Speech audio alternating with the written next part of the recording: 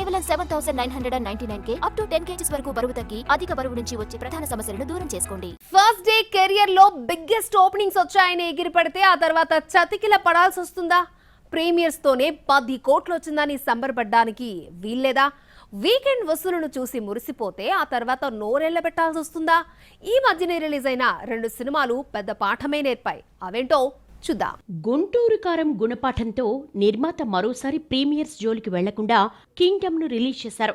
Vijay Devarakonda career లో pre bookings జరిగాయి. Hype కు తగ్గట్టే ఓపెనింగ్స్ వచ్చాయి. ఫస్ట్ హాఫ్ చూడగానే బొమ్మ బ్లాక్ బస్టర్ అనే టాక్ సోషల్ మీడియాలో స్ప్రెడ్ అయింది. దీంతో కింగ్డమ్ బాగుందట కదా అనే టాక్ రావడంతో ఫస్ట్ డే మంచి వసూలు సాధించింది. సెకండ్ హాఫ్ తేడా కొట్టిన సోషల్ మీడియాలో సాగిన పాజిటివ్ టాక్ వీకెండ్ వరకు మాత్రమే పనిచేసింది. ఆ తర్వాత థియేటర్స్ ఒక్కసారిగా ఖాళీ అయిపోయాయి. కింగ్డమ్ వీకెండ్ వసూళ్లు చూస్తే బ్రేక్ ఈవెన్ కావడం గ్యారంటీ అని మేకర్స్ లెక్కలేసుకున్నారు.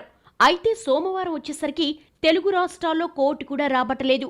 నైజాం సీడెడ్ లో మంచి ఓపెనింగ్స్ వచ్చినా చివరికి అక్కడ కూడా బ్రేక్ ఈవెన్ కాకపోవడం షాక్ ఇచ్చింది.